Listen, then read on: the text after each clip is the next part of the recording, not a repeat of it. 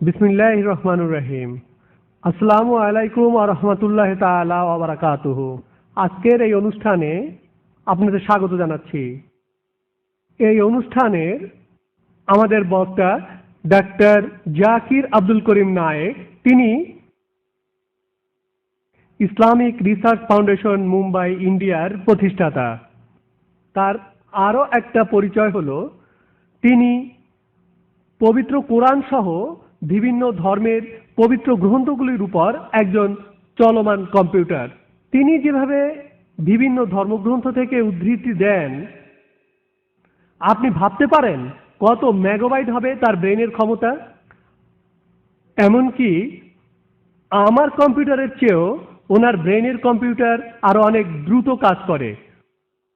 আলহামদুলিল্লাহ, আল্লাহ সুবহানাহু ওয়া তাআলা পৃথিবীতে কোনো কোনো মানুষ পাঠান বিশেষ কিছু ক্ষমতা দিয়ে, আর ডাক্তার জাকির নায়েক সেই ভাগ্যবানদেরই একজন।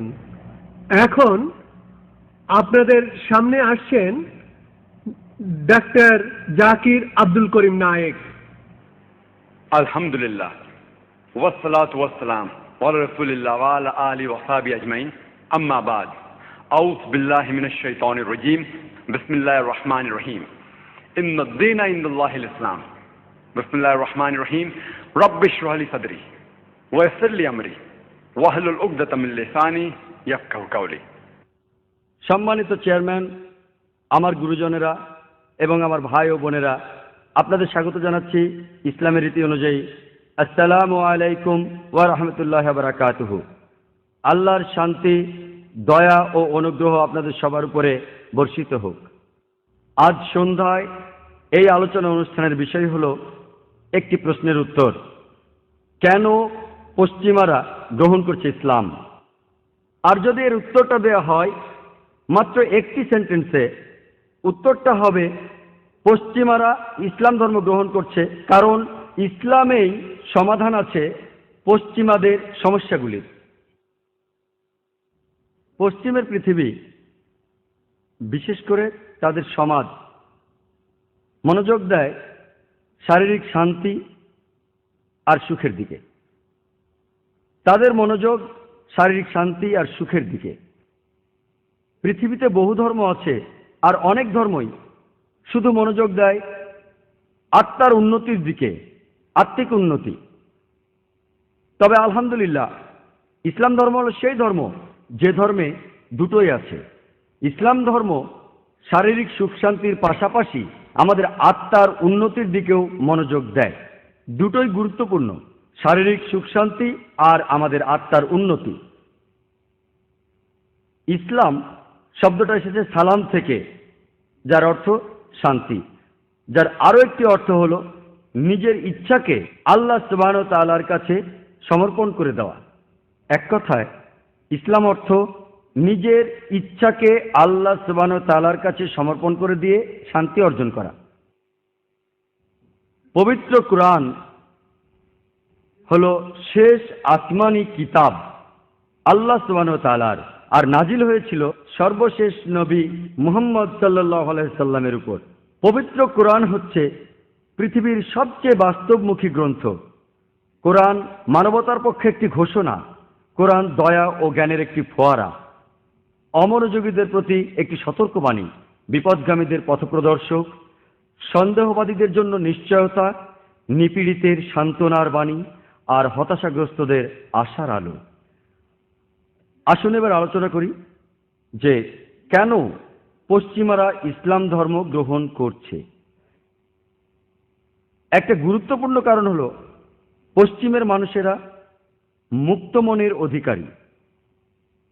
তাদের মন আবদ্ধ না, তারা মুক্ত মনা, আর তারা রক্ষণশীল নয়, পৃথিবীর অনেক দেশে যেমনটা আছে।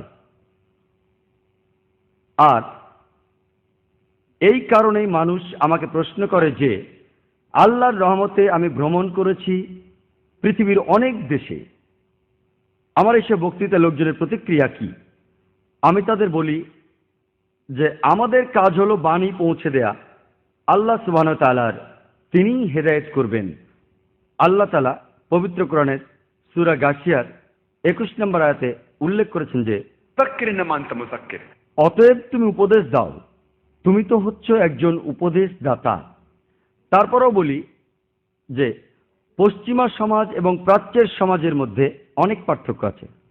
আর মনে করুন যদি এমন হয় যে একজন অমুসলিম প্রাচ্যের পৃথিবীর, বিশেষ করে আমি যেখান থেকে এসেছি অর্থাৎ ইন্ডিয়া, যদি একজন ইন্ডিয়ান অমুসলিম ইসলাম গ্রহণ করে, এটা পশ্চিমা পৃথিবীতে 50 জন অমুসলিমের ইসলাম গ্রহণের সমান হবে। তার মানে এই না যে একজন ইন্ডিয়ান অনেক উপরে, একজন পশ্চিমার চেয়ে 50 গুণ উপরে, এরকম না।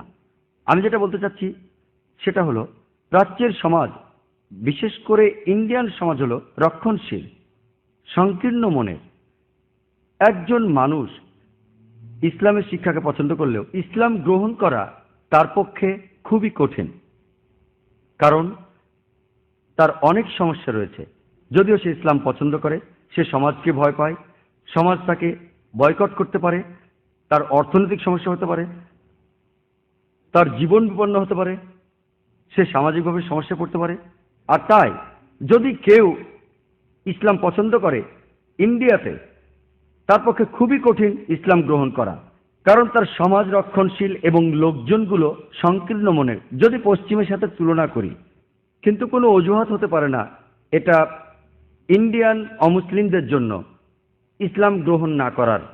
এর জন্য তারাই দায়ী থাকবে।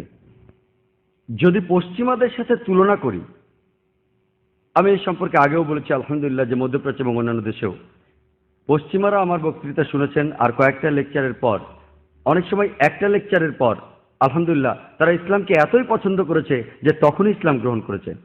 তবে বোম্বেতে কিন্তু এমনটা হয়নি। সেখানে লেকচার দেওয়ার পরও বছরের পর বছর অবশেষে এর কারণ কিন্তু দায়ী সে নিজে না যে ইসলাম গ্রহণ করে, এর কারণ আল্লাহ সুবহানাহু ওয়া তাআলা তাকে হেদায়েত করেন, তাকে সাহস দেন। তাহলে প্রথম কারণ হিসাবে আমি বলবো পশ্চিমারা অনেক বেশি মুক্ত মনের, কারণ একই ফ্যামিলিতে বাবা হতে পারেন খ্রিস্টান এবং তিনি কিছুই মনে করবেন না যদি তার সন্তানেরা ইসলাম গ্রহণ করে, তারা একসাথে বসবাস করবেন। কিন্তু এমনটা হতে পারে না ইন্ডিয়াতে। এমনটা আপনি খুঁজেই পাবেন না যে বাবা এক ধর্ম পালন করেন আর সন্তানেরা আরেক ধর্ম পালন করেন, এমন কোনো পরিবার খুঁজে পাবেন না। এই জন্য বলছি যে পশ্চিমারা অনেক মুক্ত মনের আর তারা রক্ষণশীল নয়, বিশেষত ধর্মীয় কোনো ব্যাপারে। আরেকটা ইম্পর্টেন্ট কারণ হলো পশ্চিমারা বিজ্ঞান ও প্রযুক্তিতে অনেক উন্নত। পশ্চিমারা আলহামদুলিল্লাহ বর্তমানে বিজ্ঞান ও প্রযুক্তিতে অনেক উন্নত। আর অ্যালবার্ট আইনস্টাইনের মতে তিনি বলেছেন যে ধর্ম ছাড়া বিজ্ঞান হলো পঙ্গু এবং বিজ্ঞান ছাড়া ধর্ম হলো অন্ধ। আর পশ্চিমারা মনে করে বিজ্ঞান হলো মানদণ্ড, কোনো কিছুকে বিচার করার সবচেয়ে বড় মানদণ্ড বিজ্ঞান। আর আলহামদুলিল্লাহ কোরআনে অনেক জায়গায় বিজ্ঞানের কথা বলেছে, যদিও কোরআন সায়েন্সের কোনো গ্রন্থ না।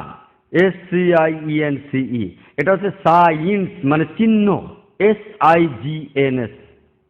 আর 6000-এরও বেশি সাইন বা আয়াত রয়েছে পবিত্র কোরআনে, যার মধ্যে 1000-এরও বেশি আয়াতে বলা হয়েছে বিজ্ঞানের কথা।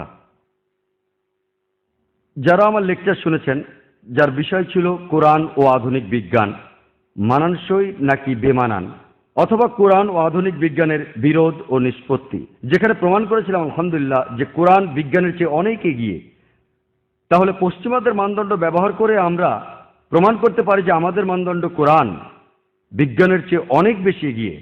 তারা আজ যা বলছে সেটাই কোরআন বলেছে 1400 বছর আগে।